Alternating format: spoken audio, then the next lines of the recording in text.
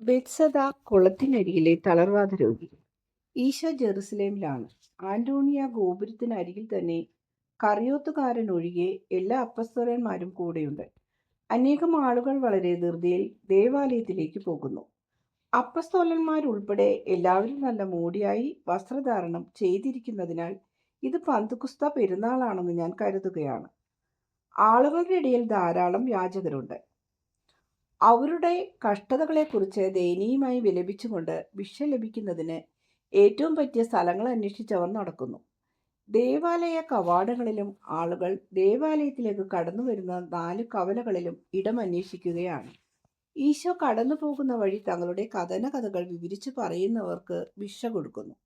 ഈശോ ദേവാലയത്തിൽ നേരത്തെ പോയിരുന്നു, കാരണം അപ്പസ്തോലന്മാരുടെ സംഭാഷണം അത് വെളിവാക്കുന്നുണ്ട്.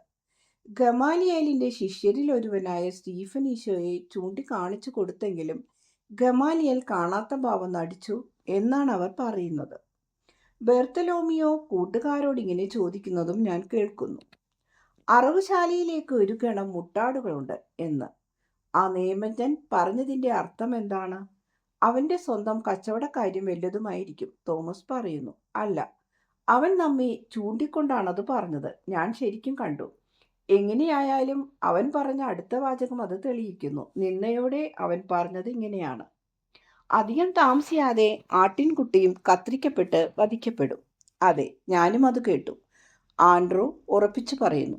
തീർച്ചയായും ഞാൻ പോയി ആ നിയമജ്ഞൻ്റെ കൂട്ടുകാരനോട് ചോദിക്കും, അയാൾക്ക് സൈമണിൻ്റെ മകൻ യൂദാസിനെ കുറിച്ച് വല്ല അറിവുമുണ്ടോ എന്ന്.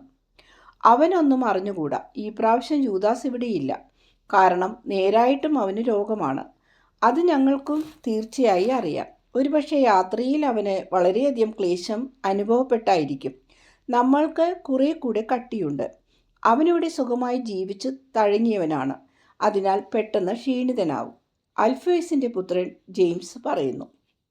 ശരി, അത് ഞങ്ങൾക്കറിയാം. എന്നാൽ ആ നിയമജ്ഞൻ പറഞ്ഞു ഓന്ത് അവരുടെ കൂടെ ഇല്ലേ എന്നാണ്.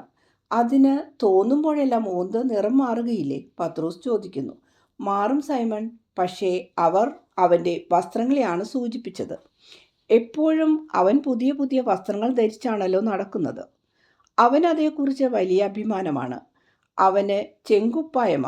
നമ്മൾ ക്ഷണിക്കണം അവരെ രമ്യതയിലാക്കാൻ, തീഷ്ണൻ അഭിപ്രായപ്പെടുന്നു. അത് സത്യമാണ്, പക്ഷേ എന്തൊരു വിചിത്രമായ പദപ്രയോഗം, പത്രോസ് അനുമാനിക്കുകയാണ്. അവസാനമില്ലാത്ത ഭീഷണി പ്രയോഗം, സബദിപുത്രൻ ജെയിംസ് പറയുന്നു. നമ്മളെ അവർ ഭയപ്പെടുത്തുന്നുണ്ട് എന്ന് നമുക്കറിയാം, എന്നാൽ അതില്ലാത്തിടത്തും ഭയം നമ്മൾ കാണുന്നു എന്നതിലാണ് തകരാറ്, യൂദാസ് തദേവുസ് പറയുകയാണ്.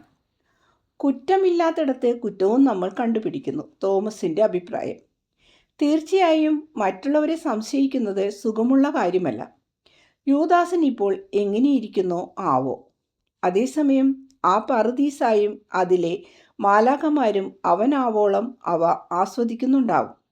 ആ സന്തോഷമെല്ലാം അനുഭവിക്കാൻ അവസരമുണ്ടാകുന്നതിന് എനിക്കൊരു രോഗം വന്നെങ്കിൽ എന്ന് ഞാൻ ചിന്തിക്കുകയാണ്, പത്രോസ് അഭിപ്രായപ്പെടുന്നു. അവൻ താമസം കൂടാതെ സുഖം പ്രാപിക്കുമെന്ന് കരുതാം. വേനൽ ഇങ്ങടുത്തു, നമ്മുടെ യാത്ര വേഗം അവസാനിപ്പിക്കണം, ബെർത്തലോമിയോ കൂട്ടിച്ചേർക്കുന്നു. ഓ, അവന് നല്ല ശുശ്രൂഷ കിട്ടുന്നുണ്ട്. എങ്ങനെയായാലും ആവശ്യം വന്നാൽ ഗുരു തന്നെ അതെല്ലാം ചെയ്യും, ആൻഡ്രൂ തർപ്പിച്ചു പറയുന്നു. നമ്മൾ പോന്നപ്പോൾ അവന് ശക്തിയായ പനിയായിരുന്നു. ആവശ്യം വന്നാൽ ഗുരു തന്നെ അതെല്ലാം ചെയ്യും, ആൻഡ്രൂ തർപ്പിച്ചു പറയുന്നു. അതിന് മാത്യുവിൻ്റെ മറുപടി, എല്ലാവർക്കും ഇങ്ങനെയൊക്കെ വരുന്നതാ. ഓരോ ബുദ്ധിമുട്ടുകൾ അങ്ങനെ വന്നുകൊണ്ടിരിക്കും. എന്നാൽ ഇതത്ര ഗൗരവമുള്ളതൊന്നുമല്ല. ഗുരുവിന് അതേക്കുറിച്ച് ആകാംക്ഷയൊന്നുമില്ല. സംഗതി ഗൗരവമാണെന്ന് കണ്ടിരുന്നെങ്കിൽ യോവന്നയുടെ മാളിക വിട്ട് ഗുരു പോരുമായിരുന്നില്ല. ഈശോയ്ക്ക് യാതൊരു ഉത്കണ്ഠയുമില്ല. ഈശോ മാർജിയാമിനോടും ജോണിനോടും സംസാരിച്ചു കൊണ്ട് മറ്റുള്ളവരെക്കാൾ കുറേ മുമ്പിലായി നടക്കുകയും ദരിദ്രർക്ക് ഭിക്ഷ നൽകുകയും ചെയ്യുന്നു. മാർജിയാമിന് പലതും ചൂണ്ടിക്കാണിച്ചുകൊണ്ട് വിവരിച്ചു കൊടുക്കുന്നുമുണ്ട്. ദേവാലയ മതിലിൻ്റെ ഭാഗം വരെ നടക്കുന്നു. വടക്ക് കിഴക്കേ മൂലയിലെത്തി. അവിടെ ഒരു കവാടമുണ്ട്. അതിനു ചുറ്റും ധാരാളം മണ്ഡപങ്ങളും. ആളുകൾ ധാരാളമായി അങ്ങോട്ട് നടക്കുന്നു. ആ കവാടത്തിന് ആളുകൾ അജകവാടം എന്നാണ് പേര് പറയുന്നത്. ഇതാണ് പ്രോബാത്തിക്ക. ബെത്സദ കുളം. വെള്ളത്തിന്മേൽ സൂക്ഷിച്ചു നോക്കൂ, അതെത്ര നിശ്ചലമാണ്. ഇപ്പോൾ അല്പസമയത്തിനുള്ളിൽ ആ വെള്ളം അനങ്ങുന്നത് നീ കാണും. അത് പൊങ്ങും. പൊങ്ങി നനവിൻ്റെ അടയാളം കാണുന്നതുവരെ എത്തും. നിനക്കത് കാണാൻ കഴിയുന്നുണ്ടോ? ദൈവത്തിൻ്റെ ദൂതനാണ് കുളത്തിലേക്ക് ഇറങ്ങുന്നത്. ജലം അവനെ കണ്ടു. അതിന് കഴിയുന്ന വിധത്തിൽ ബഹുമാനം കാണിക്കുന്നു. വെള്ളത്തിന് ചാടുന്ന മനുഷ്യനെ സുഖപ്പെടുത്തുവാൻ ദൈവത്തിൻ്റെ കൽപ്പന ജലത്തിന് കൊടുക്കാനാണ് ദൈവദൂതൻ വരുന്നത്. ജനക്കൂട്ടത്തെ കണ്ടോ? എന്നാൽ അനേകരുടെ മനസ്സും അലഞ്ഞു തിരിയുകയാണ്. തന്മൂലം ജലത്തിൻ്റെ ആദ്യ ചലനം പലരും കാണുന്നില്ല. അഥവാ ശക്തന്മാരായവർ സ്വാർത്ഥതയാൽ ശക്തിയില്ലാത്തവരെ ഉന്തിമാറ്റുന്നു. ദൈവത്തിൻ്റെ അടയാളങ്ങളുടെ സാന്നിധ്യത്തിൽ ഒരിക്കലും അശ്രദ്ധക്കിട കൊടുക്കാൻ പാടില്ല. നമ്മൾ നല്ല ജാഗ്രതയുള്ളവരായിരിക്കണം. കാരണം ദൈവദൂതനെ അയക്കുകയോ സ്വയം കാണിക്കുകയോ ചെയ്യുന്നത് എപ്പോഴാണെന്ന് നമ്മൾക്ക് അറിഞ്ഞുകൂടാ. അതുപോലെ തന്നെ ഒരിക്കലും ആരോഗ്യത്തെക്കുറിച്ച് തന്നെയാണെങ്കിലും സ്വാർത്ഥത കാണിക്കരുത്. മിക്കവാറും ഈ ദുർഭകരായ മനുഷ്യർക്ക് ദൈവദൂതൻ്റെ സന്ദർശനത്തിൻ്റെ ഫലം കിട്ടുന്നില്ല. കാരണം അവർ ആരുടെ ഊഴമാണ് അടുത്തത് എന്നതിനെ ചൊല്ലി വഴക്കടിക്കുകയും കലഹിക്കുകയും ചെയ്യുന്നു. ഈശോ ക്ഷമാപൂർവം എല്ലാം മാർജിയാമിന് വിവരിച്ചു കൊടുക്കുകയാണ്. കുട്ടി വളരെ ശ്രദ്ധിച്ച് ഈശോയുടെ മുഖത്തേക്ക് തന്നെ അതേസമയം ഒരു കണ്ണ് വെള്ളത്തിലേക്കും നോക്കി പറയുന്നു, ദൈവദൂതനെ കാണാൻ കഴിയുമോ? എനിക്ക് കാണണമായിരുന്നു. ഇടയനായ ലേവി ഏകദേശം നിന്റെ പ്രായമായിരിക്കുമ്പോൾ കണ്ടു. നീ ശ്രദ്ധിച്ചു നോക്കണം. കാണുമ്പോൾ അവനെ സ്തുതിക്കാൻ തയ്യാറായിരിക്കുകയും വേണം. ബാലൻ്റെ മനസ്സ് ഏകാഗ്രമായി. അവൻ ജലത്തിലേക്ക് ഇടയ്ക്കിടെ മുകളിലേക്കും നോക്കുന്നു. അവൻ മറ്റൊന്നും കാണുകയോ കേൾക്കുകയോ ചെയ്യുന്നില്ല. ഈശോ ഈ സമയത്ത് രോഗികളുടെ ഒരു ചെറുഗണത്തെ ശ്രദ്ധിക്കുകയാണ്. അന്ധരും മുടന്തരും തളർവാദ രോഗികളുമുണ്ട്. എല്ലാവരും കാത്തിരിക്കുകയാണ്. അപ്പസ്തോലന്മാരും ശ്രദ്ധാപൂർവം വീക്ഷിക്കുന്നു. സൂര്യപ്രകാശം ജലനിരപ്പിന്മേൽ തത്തിക്കളിക്കുകയും കുളത്തിനു ചുറ്റുമായി പണിതിട്ടുള്ള 5 മണ്ഡപങ്ങളെ പ്രകാശിപ്പിക്കുകയും ചെയ്യുകയാണ്. അവിടെ മാർജിയാം അവൻ്റെ നേരിയ സ്വരത്തിൽ ഉറക്കെ വിളിച്ചു പറയുന്നു, വെള്ളമുയരുന്നു, അത് അനങ്ങുന്നു, അത് തിളങ്ങുന്നു. ഓ, എത്ര പ്രകാശം! ദൈവദൂതൻ ഇങ്ങനെ പറഞ്ഞുകൊണ്ട് ബാലൻ മുട്ടുകുത്തുകയാണ്. ശരിക്കും വെള്ളം അടിയിൽ നിന്ന് ഒരു വലിയ തിരമാല ഉയർന്നു വന്നാലെന്ന പോലെ കുളത്തിൻ്റെ വക്കുവരെ പൊങ്ങി. സൂര്യപ്രകാശത്തിൽ കണ്ണാടി പോലെ അത് പ്രകാശിക്കുന്നു. ഒരു നിമിഷ നേരത്തേക്ക് കണ്ണഞ്ചിപ്പിക്കുന്ന പ്രകാശം. മുടന്തനായ ഒരു മനുഷ്യൻ വെള്ളത്തിലേക്ക് ചാടി. ഉടനെ തന്നെ തിരിച്ചു കയറി വന്നു. കാലുമടങ്ങി ഒരു വലിയ കലയുമുണ്ടായിരുന്ന അയാൾ ഇപ്പോൾ പരിപൂർണ ആരോഗ്യമുള്ളവനായിരിക്കുന്നു.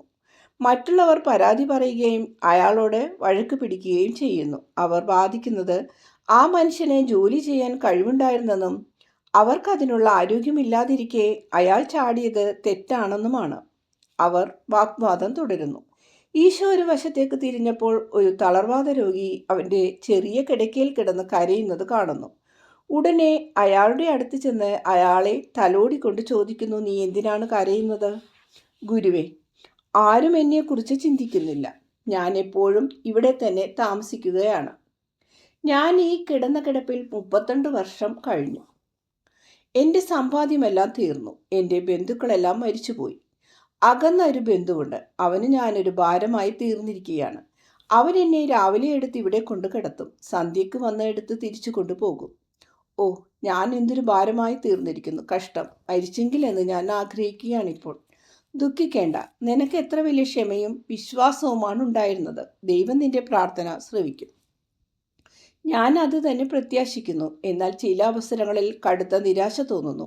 നീ നല്ലവനാണ്. എന്നാൽ മറ്റുള്ളവർ, സുഖം പ്രാപിച്ചവർ ദൈവത്തിന് നന്ദി പറഞ്ഞുകൊണ്ട് ഇവിടെ താമസിച്ച് രോഗികളായ അവരുടെ സാധു സഹോദരങ്ങളെ സഹായിക്കാൻ ഉദ്യമിച്ചിരുന്നെങ്കിൽ എന്ന് ഞാൻ ആശിക്കുന്നു. അവർ അത് ചെയ്യേണ്ടതാണ്. സത്യത്തിൽ അവരോട് വിഷമമൊന്നും വിചാരിക്കേണ്ട. അവർ അതേക്കുറിച്ച് ചിന്തിക്കുന്നില്ല. അവർ ദുർമനസ്സുള്ളവരല്ല. സുഖം പ്രാപിച്ചതിൻ്റെ സന്തോഷം കൊണ്ടാണ് അവർ സ്വാർത്ഥക്കാരായിത്തീരുന്നത്. അവരോട് ക്ഷമിക്കണം. നീ ദയയുള്ളവനാണ്. നീ അവരെ പോലെ ചെയ്യുകയില്ല. വെള്ളം അനങ്ങുമ്പോൾ കയ്യിൽ ബലം കൊടുത്ത് നിരങ്ങി വെള്ളത്തിലിറങ്ങാൻ ഞാൻ ശ്രമിക്കുന്നു. എന്നാൽ എന്നേക്കാൾ മുമ്പേ ആരെങ്കിലും വെള്ളത്തിൽ ചാടും. കുളത്തിൻ്റെ വക്കിൽ പോയി കിടക്കാൻ പറ്റുകയില്ല. കാരണം അവർ എൻ്റെ മേൽ ചവിട്ടിക്കടക്കും. ഇനി അവിടെ പോയി കിടന്നാൽ തന്നെ വെള്ളത്തിലേക്ക് ആരെന്നെ ഇറക്കും?